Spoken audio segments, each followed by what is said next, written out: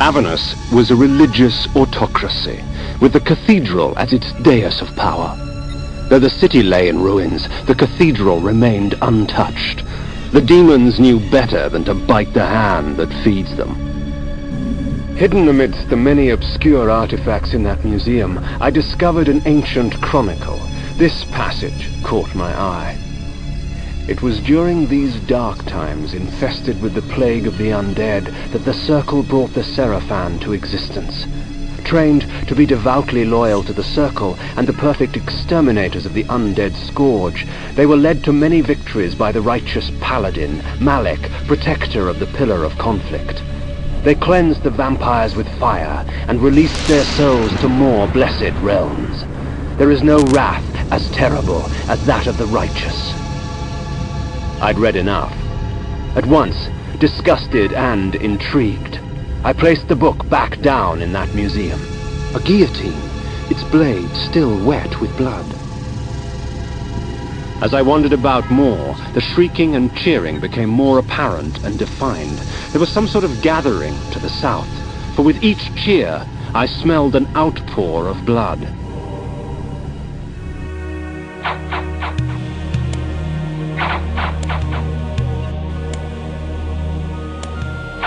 I make no pretense to justify my killing, yet these vampire hunters would cloak their bloodlust beneath a veil of righteousness. Hypocrites! They would make themselves judge and jury. Very well then, let us see how they take to my role as executioner. The book spoke of the birth of the Circle. The Circle served the Pillars, protectorates to the strange power that gives life to our land. At the unlikely death of a member, the Circle remains broken for a time, until the Pillars can cull a worthy successor. I came upon another book of interest, buried deep amongst the library tomes. It spoke of a small cult that existed in Nosgoth ages past.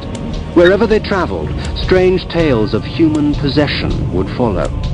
Little is known of the god they worshipped. The shield was newly crafted. Its metal shone brightly in the firelight. The crest I did not recognize.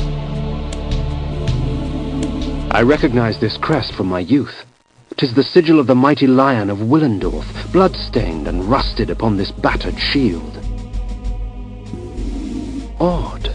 This armor resembled that of the ward and his minions, yet the steel seemed newly fashioned and untarnished by time. Amongst Vorador's possessions, I found an ancient chronicle.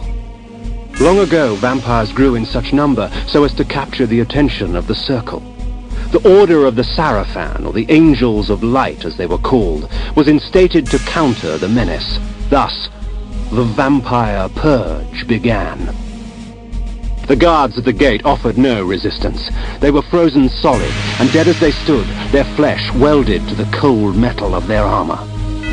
My eyes yearned from lack of contrast. My mouth ached for want of blood. In this cold wasteland, food was scarce, and my hunger grew. Vorador's pantry. A vampire's feast. Like cattle awaiting slaughter, men and women dangled from the rusted hooks upon the dungeon walls. Blood and viscera frosted the dirt and stone. The abundance nearly overwhelmed me, for blood is the life. That this vulgar display of fortune remained undisturbed was a testament of fear's dominion over greed. But rest until Nosgoth is purged of your kind. I had been betrayed.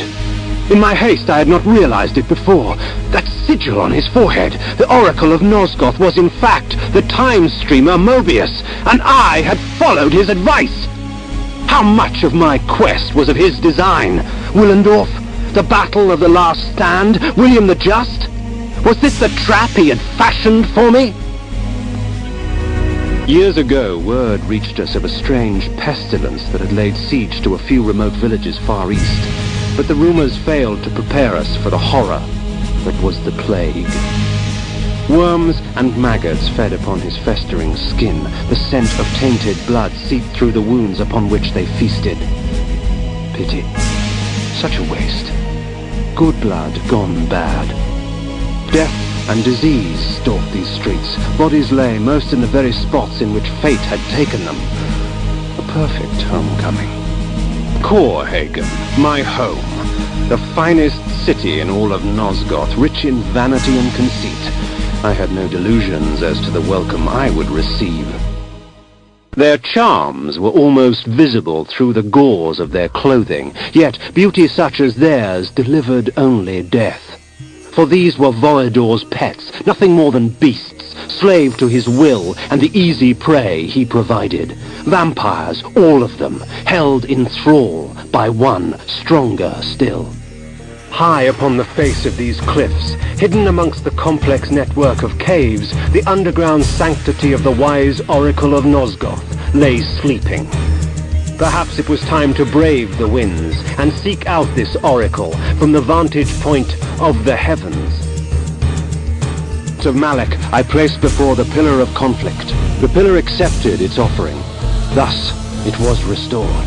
The act had taken on the feel of ritual. Isn't it strange how we must bribe our gods to stay? At the foot of the energy pillar, I set the cloak of Dejul. The pillar accepted its offering. Thus, it was restored. The antler headdress of the Druid Bane I lay before the nature pillar. The pillar accepted its offering. Thus, it was restored. You must seek Azimuth the Planar at the heart of Avernus. 3 instruments await you to aid you in your quest. But first, you must rise, and you must fall, and find your salvation in between. From the depths of the retreat's eye sockets, I viewed Nosgoth in a different fashion. The glass seemed to warp the image and taint the color, as if Nosgoth needed assistance in making its corruption apparent. Strange that Vorador would choose a dwelling so perilous to him. The swamp could only offer a vampire hazard and pain. The town of Stensincrow bore with it the infamous aroma of its inhabitants. In life, I would not have graced the place with my presence. In death, I merely added to the stench. The room I had entered had but one purpose: the torture and execution of human beings for the sadistic pleasure of its engineer. Blood was splattered on every surface, coating the spikes that jutted from the walls and filming the stone floor. The dread and agony of victims past still echoed through the lethal walls. A symphony of terror and agony filled the air. Then, from amidst the cacophony of screaming souls came the perverse laughter of the vampire himself. And upon the wall, scribbled in blood, were the words, Manus Celer Die. Vorador's keep was hidden deep within the turgid forest, nestled among vines and creepers that clung desperately to its dark, weathered stone. The Black Forest reigned here, its kingdom rarely invaded by those that live in the light. But it was called home by this mysterious Vorador. Legend told of a time when Vorador defeated Malek of the Seraphim. If such a man did exist, then he could perhaps be the key to defeating the Ward. The luxury with which this Vorador surrounded himself was impressive. His wealth would shame the haughty nobles of my former court. With William the Just dead, Mobius's plans have been thwarted. His pawn was removed from the game.